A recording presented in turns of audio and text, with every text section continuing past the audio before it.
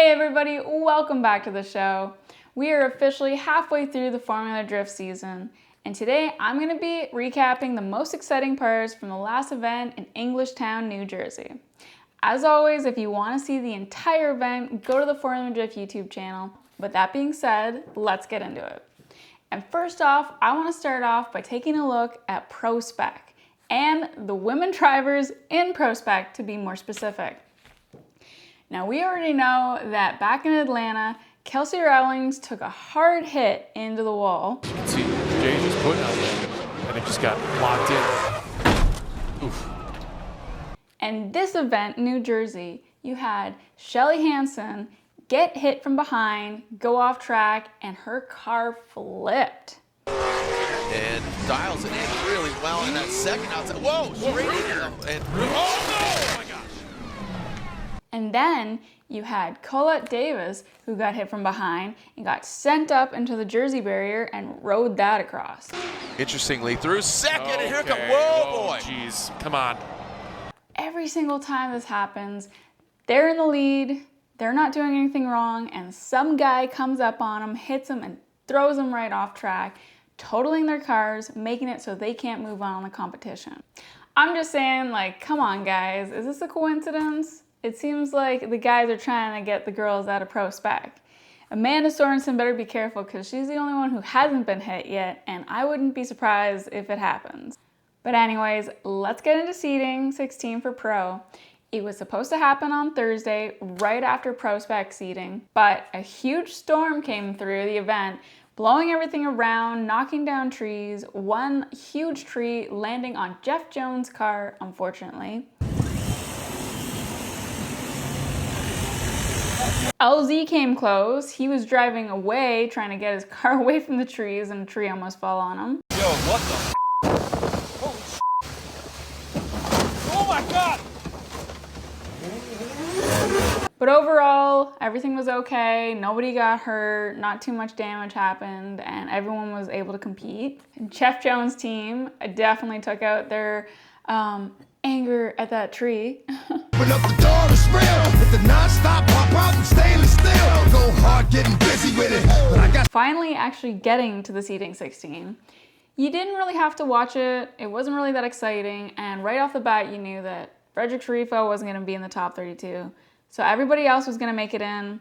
I only stuck around because I'm a Canadian. I'm rooting for TLO. And I was really happy to see him move to the bracket. And he ended up taking second place in the seeding 16. These are our finals here for our pro seeding bracket. Shanahan initiates TLO. Maybe still having those tie rod issues, but this let's just keep it off the wall. Let's keep it consistent. Again, this is for 3 points richer if you get the victory. Again, every victory in seeding brackets is 3 points. So you want to keep it off the wall, keep it so you can have that main day.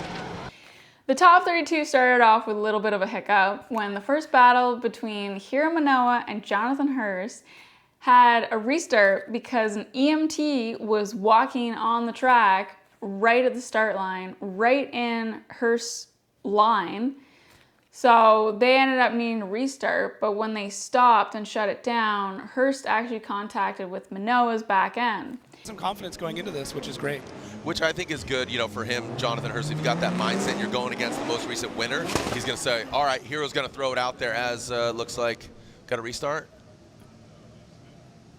What happened there? Surprisingly, even though it didn't look like much, Hiro had quite a bit of damage. And at first, they were going to give a 10-minute allotment for him, you know, a courtesy 10. But then they realized how much damage there was going to be, that it was going to take more than the 10 minutes, including if he had to take his 5, which all of this just seemed like this was the Formula Drift event people's fault. And it actually had to take, you know, a while of deliberating before they're like, okay, you have as much time as you need to fix your car, which, yeah, he should. Why are you there? What was this lady doing there? Hobson went against Ken Gucci, and Ben seemed to be having some mechanical issues because he ended up straightening right after initiation. Ken Gucci, the OG, versus Ben Hobson. Ben Hobson, sophomore season behind the wheel of his Ford Mustang. The pink accents on that Pennzoil livery, always signature move from Ben Hobson. Now into that second outside zone, the big long one. Hobson shuts her down, and Hobson stranded out there. Dylan Hughes went against Jack Shanahan, and on Jack's lead, he had a bunch of flames come out on the front of his car in the last corner, right in front of him because he's on the right side of the car. Luckily, he saw them and was able to shut it down almost immediately. Here we go, Jack Shanahan out front. The 59 BMW goes on in on the Kumo tires. The car grips up now, transition. Dylan Hughes backs off. That could have been really bad there. Now, look at these guys. I mean, this is a great battle. The proximity, the angle, all of it right now really delivering between Shanahan and Dylan Hughes. That is a big flame, and that is not where you want to see him coming from. Jeff Jones, who managed to get his car back together with the help of the community, ended up battling Daniel Stuckey, which is crazy because they have battled each other 4 times now in the top 32 at every single event. Daniel Stuckey and that M-Spec Performance S chassis initiates into that first outside zone. Here's that Evo AutoWorks Nissan 370Z of Jeff Jones. He might be fixed, but he risks getting that vehicle back there. That's what Reese was just talking about. Placement of the vehicle, get deeper into that outside zone, chase position, taking out that inside clip. Now into outside zone 3. Daniel Stuckey almost out to that edge of the course. I don't know how they don't get shuffled around, but after this event, the tally is now Stuckey has 4 wins and Jeff Jones has 1. I mean, 100 events Jeff has been participating in Formula Drift. So he has been, this is 101st for him. Jeff Jones now transitioning into this outside zone, showing you his seniority here. Put some respect on it. Look at this. So here's Daniel Stuckey now. He found himself on the outside looking in, and then he dips the back end of that 527 S chassis and now bringing it back into that last outside zone. Adam LZ went against Rad Dan, and LZ smoked him out and caused Rad Dan to over-rotate. Feeling great, man. All right. Adam LZ initiating into that Drift HQ BMW E36. Dan Burkett, how is he navigating through that smoke? He's not.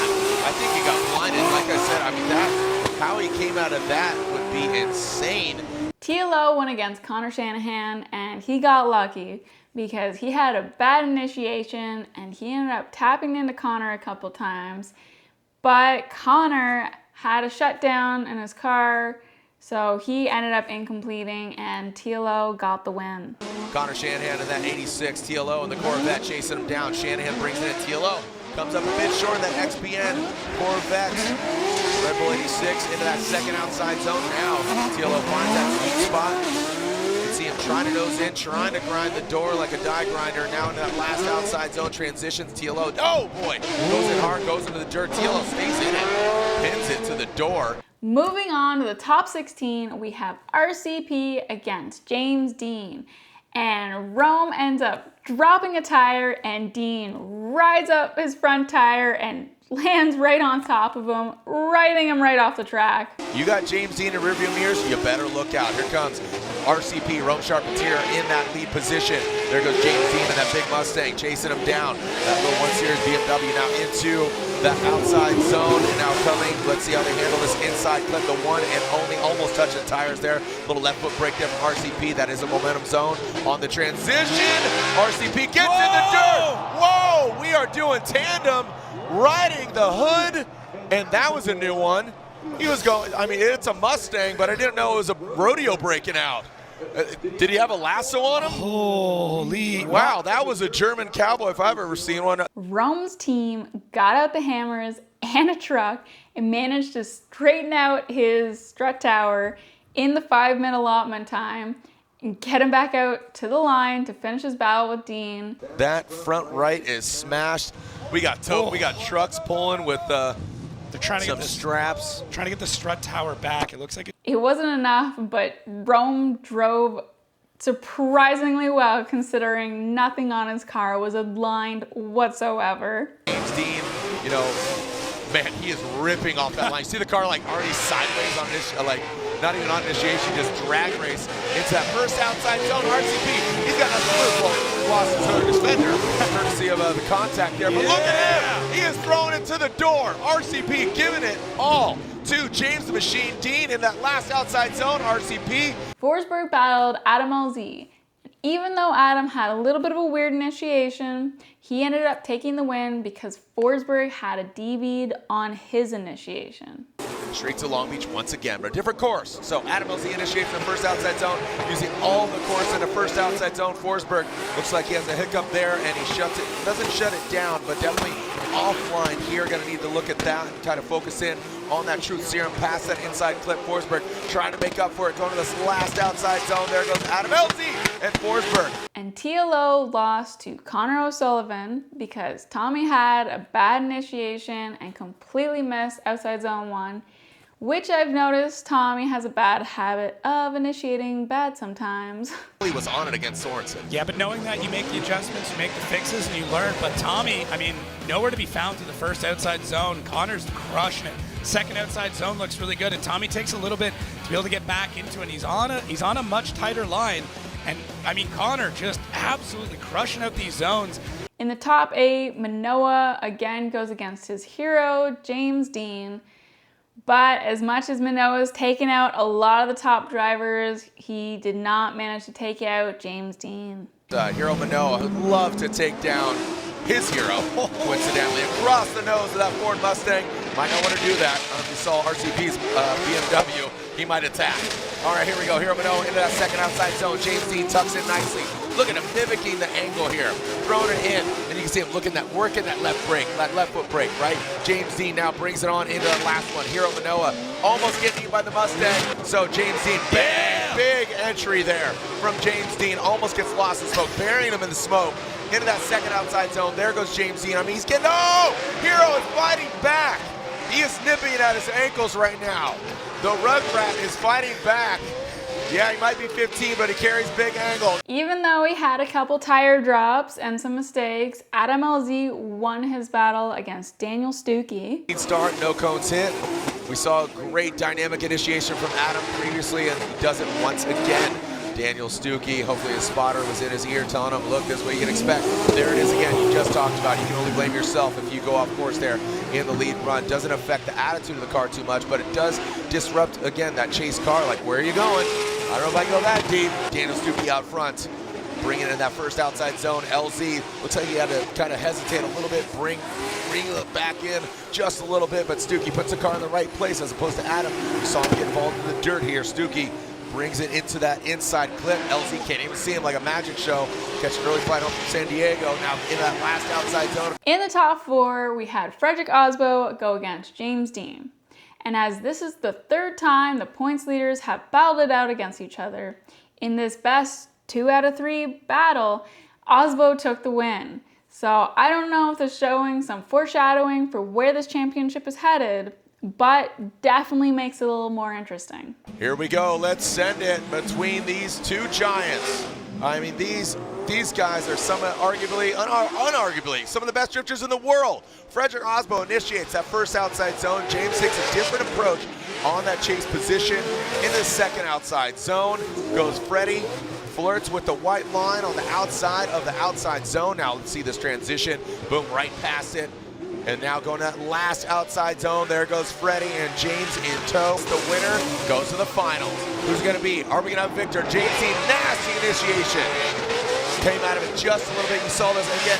Just knowing how capable James Dean is, you can't make those mistakes. That's what I'm talking about. You know, you got to almost force a mistake on the other side, but we know how perfect these guys are. Now coming to last outside zone, snappy. There's that X factor. Going to last outside zone, massive angle. Adam LZ beat out Connor O'Sullivan. So going into the final battle of Englishtown, we had Adam LZ versus Frederick Osbo.